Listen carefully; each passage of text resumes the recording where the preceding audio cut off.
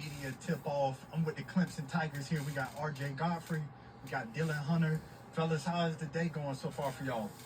It's going good, like getting all the conversation out of the way. We talking with a lot of different dudes. We just love to be here, ready to get the ACC games going. Love basketball. Yeah. What about you? It's awesome seeing these different legendary coaches and players. Just being asked very interesting questions is something that I definitely do value, and I'm definitely having fun. Yeah. If I can tap into your mind, I think I know what the interesting questions are. Is you were at Clemson, you left Clemson, and now you're back. So I just want to know kind of what that process was, and I want to say it seems to be a lot of trust between you and Coach Brownell to be able to accept you back and have you back in this program, which, I mean, you're a great player. I know you'll contribute a lot. But what was the process like? It was an interesting process.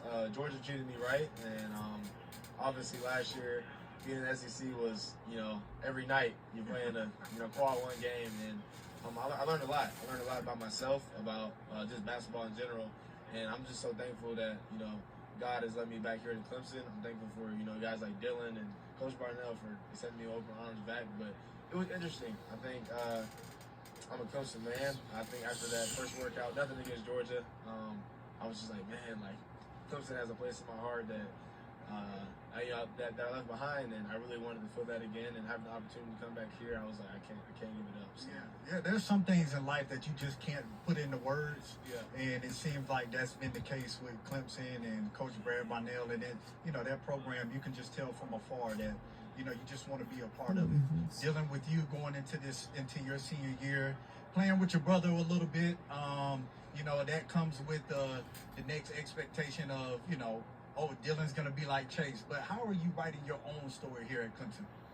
I'm just taking the time, this summer to figure out what type of player I was, and be myself. Going into it, I came off an injury, so taking these couple months, I had to take time, I really had a lot of reflection during that time. I found my love for basketball again, and then, coming in here, leading this team, we got a whole new team, a whole new group of guys. But, we love basketball, man. Going into it every day, we're going to fight, compete, and just, that's it. Speaking of finding yourself, y'all were on a great streak, especially going into the ACC tournament and in the ACC tournament, and then you mess up your hand. What was that like? The mentality of that, and how is that part of your motivation now to prove and use that as you going into this season? Oh yeah, definitely. During that time, I had a lot of reflection. I felt like I had let the team down and stuff like that, but I realized everything happens for a reason.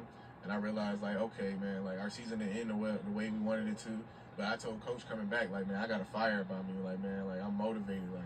We just gonna get some guys that are ready to compete day in and day out. And, man, we gonna go to war. So I've been ready to do that ever since. Yeah. Well, we're gonna switch it up here for a little bit. We're gonna have y'all get a question right here. Let's see what's going on. Ooh, best friend not on your current team. Am I asking him or no? You can answer it. You can chime in if you want to. I already know. All right, you go ahead first.